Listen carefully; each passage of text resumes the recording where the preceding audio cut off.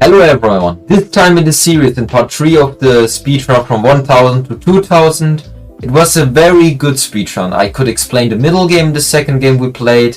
I could explain a lot. The first game, it was too short to make only one game in this episode. It was over in like 5 moves. So we did a second game.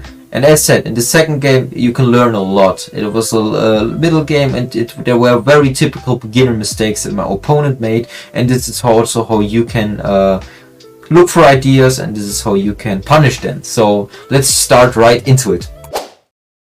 So this game we're black against 1100, 1071. Let's just say it's okay. He starts the game with e4. What do I want to play? I will play g6 this time, okay? The idea is that we strike the center with our pawn. As I explained in the last episode, you need to use your pawns. If you don't strike the center from move 1, okay, that's weird. You need to play for the center. You need to strike the center. You use your pieces as a help, and then you still go for the center, just a few moves later. It's very important, the center. Okay, he plays c3. We have options. There's also h5. I'm just gonna play the move f6 here because I'm striking the center. I want to get some pressure on the center. Most people would play f4, at which we go knight h6 because the bishop doesn't see this.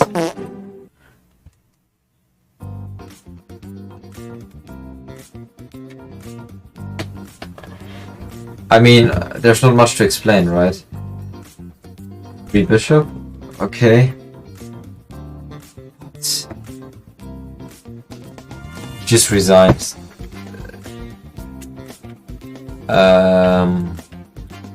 Okay, that's weird. Let's go another game.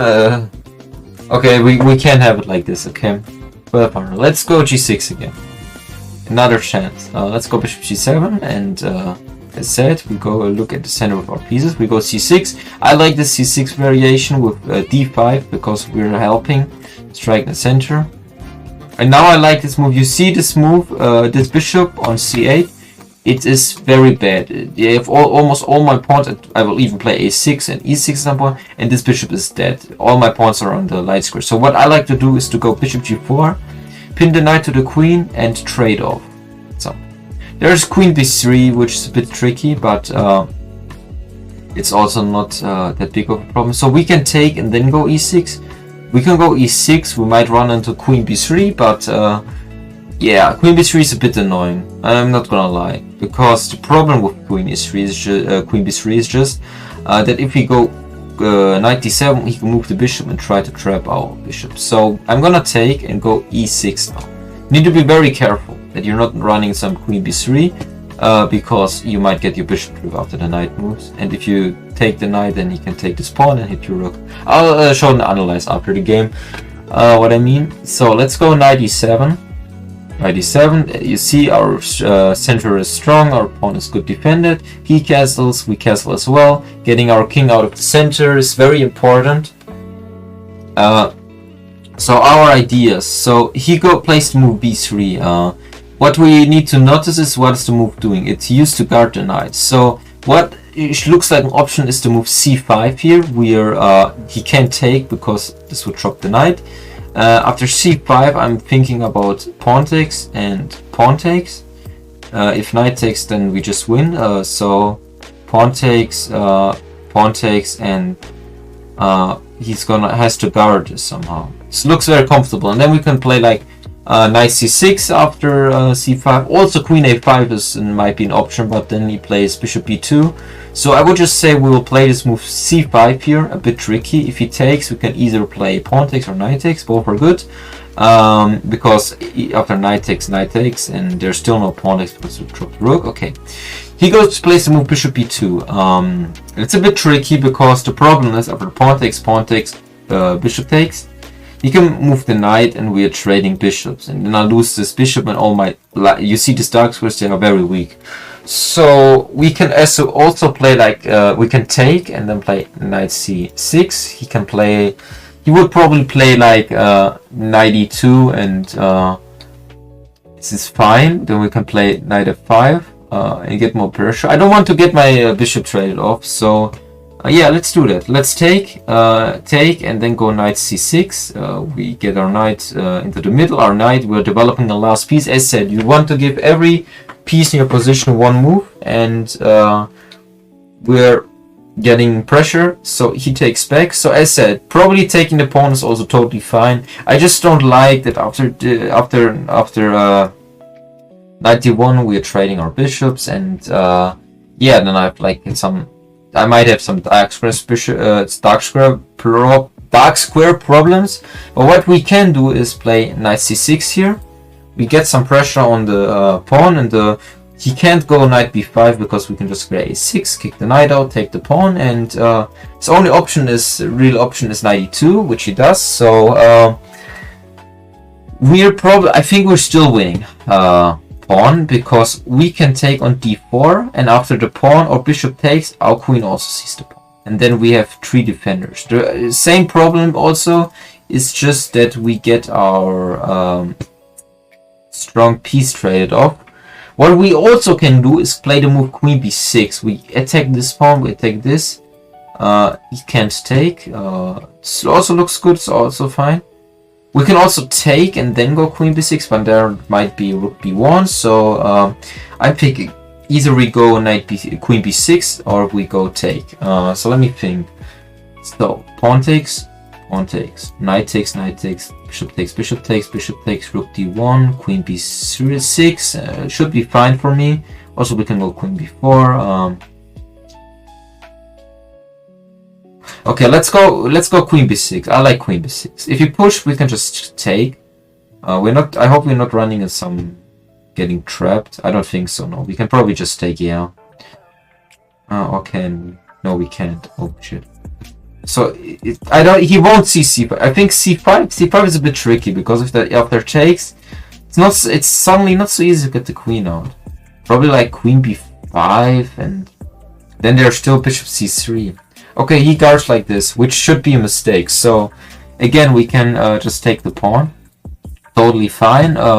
But we can also do more pressure. This pawn is not running away. We get pressure, we get a lot of pressure, we get our piece active. This pawn is helping us getting active. So I will play rook d8, we're threatening takes, bishop takes, and taking. And as I already said, okay, now we can play queen b4, also thinking that there's no tricky trap. We're not getting trapped. So you have to be very careful, because if there would be bishop c3, if this would work, our queen would be trapped. But luckily we can take on a3, and after rook a8 we can just take. So our queen is never getting trapped. So let's play queen b4. We are still pressuring the pawn. We can maybe play e5. We should have taken probably first and then go rook d1, but it is what it is. It's both fine. We can also play knight a5 to get more pressure. A lot of ideas here. We should be a little bit better. Yeah. So as said, he goes bishop c3, thinking he traps our queen, and this is something for every beginner. If you attack a piece, always question yourself where the piece can go, because you're always making moves like getting nervous. Oh my god, the piece is trapped, or oh my god, I'm attacking the queen, and you forget completely where the piece can go. And I can just capture the rook on a3, and I'm completely winning. And also, there's no rook a1, which I said, because I can just take, and we will never get trapped in a million years. We can just slide out somehow. He wants to take back, of course. No, we're not gonna allow this, because he blundered it. He played too quick, and it's not my problem. It's not a mouse slip or something. This was actually planned. If it's obviously planned, it's intended. If it wouldn't be intended, I would have let him take back, but this is on purpose. So he guards the pawn. This is actually bishop c2 is a good move. It's a tricky move. You know what he tries to do? Bishop c2 is guarding the pawn, and now he wants to go rook a1 and trap our queen.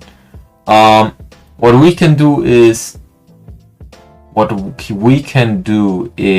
how are you getting the queen out? Actually, not so easy. We can play knight b4. If rook a1 we can take, and we have like more material. We have like 3 pieces for it. We have 2 rooks. It's completely winning.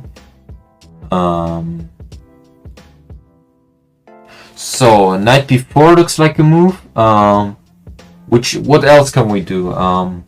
A5 is not a move. Queen a5, no. Could do knight a5, no. Queen a2, hitting the bishop. Queen a2 is not doing too much. It's more getting on my queen more in. It's like there's queen e3. I don't really like that. So yeah, I don't see another option. So let's play this move knight b4. Okay. The idea is that after rook to a1, we're gonna take his bishop and then take our queen. Yes. But there's even a better way, because our knight on a3 might get trapped. It's a bit stuck. So let's even go take, sacrificing the queen for bishop and a rook. And now we have 2 rooks and a bishop for the queen, and this is completely winning. See, we grab the bishop, we hit this. We have 2 pieces, and we have 1 piece and 2 rooks for this queen. It's completely winning. So he plays bishop to c3. All right, it's a move. We can go knight f5. He's probably gonna go like queen d3 and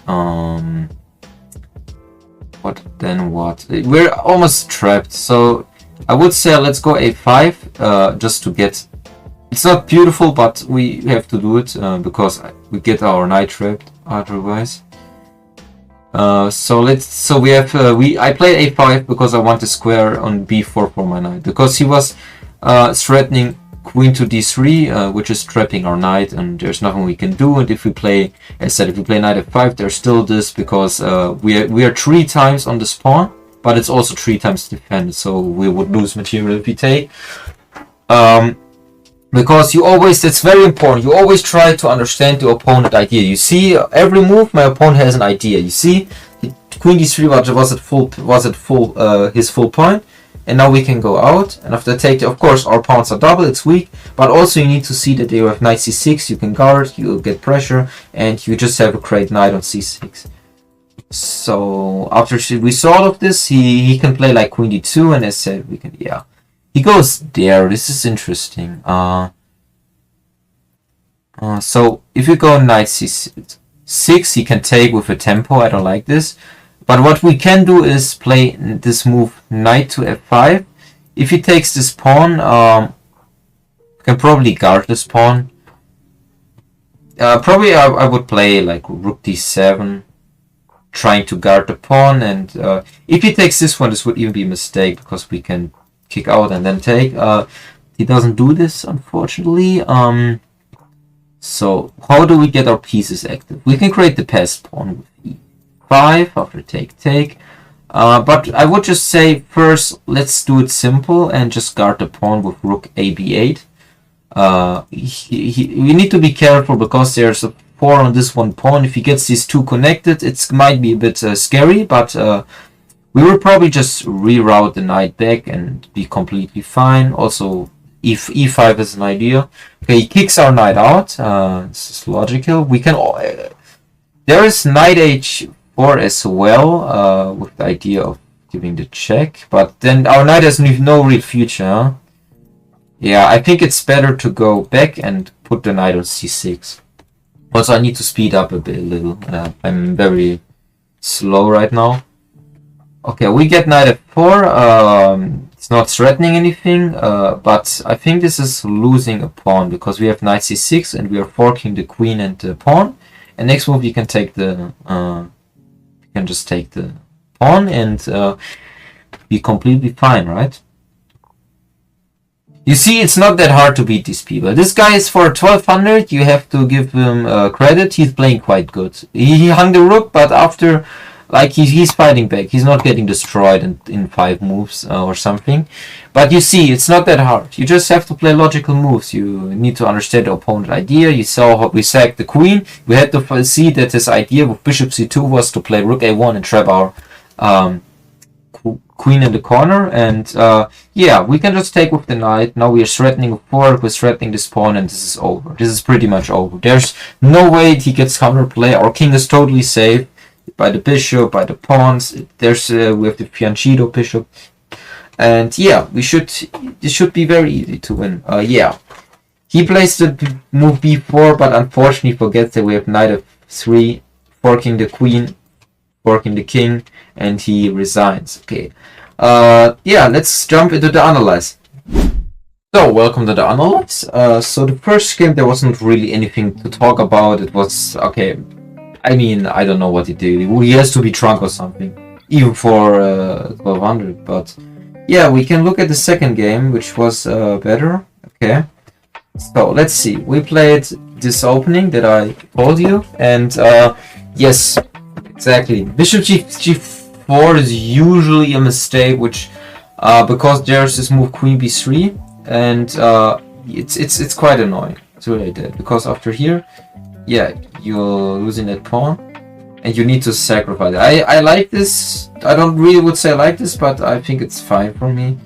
Playable, let's do it like this, and not good, but the problem is a good player would play Queen b3, and you might think, yeah, but I just think, yeah, the problem is this, and at the end, I still have to give the pawn. He can just take back because my rook is hanging, and this is what I want to tell you. And let's say I play. Let's even say he doesn't do it. Okay, then this is still this. Then you can still get your bishop trapped. This is still very bad. So yeah, you need to be very careful. You didn't see this, so I traded because I told you, yeah, it's risky. If he sees Queen b3, it might get a bit tough. So knight f6, e6 are both fine. We got 95% accuracy. Okay, that's quite good. 97, yeah, castles. Yeah, c5 was the best move. Taking was the best. Knight bc6 was even the best. Computer wants rook c8, yeah, to... Okay, yeah, this is a mistake. Yeah, I told you, it was probably better, yeah, because I allowed him like c5. It was probably better to take first and then go rook d1, because now there's no way to guard it well. But okay, the way we did it was fine, not the best. Queen c4, and here he plundered. And as said, after this, yeah, oh, and you wants this, which is looks ridiculous. What? Oh my! What? You're sacrificing? Okay, well, it is not findable, but we sacrificed this. We played a5, which is the best move. The best move. Yeah, this is one of the best. Yeah, rook b8 was fine. Yeah, it was a quite good game. We took, and now we just won the queen. Yeah, it was a good game. So as said in the opening, bishop g4 was the only slight mistake, because as I already said, queen b3, as I also said in game, queen b3 is a bit, if he finds that move, it's a bit tough, but you see even GMs at this. So okay, yeah, this was part 3 of my speedrun series. If you enjoyed the video, drop a like and write a comment what you would have played, what you would have played others, or if you have ideas, and write your rating, your current elo rating on chess.com or Leeches into the comments, and we see us in the next one. Bye.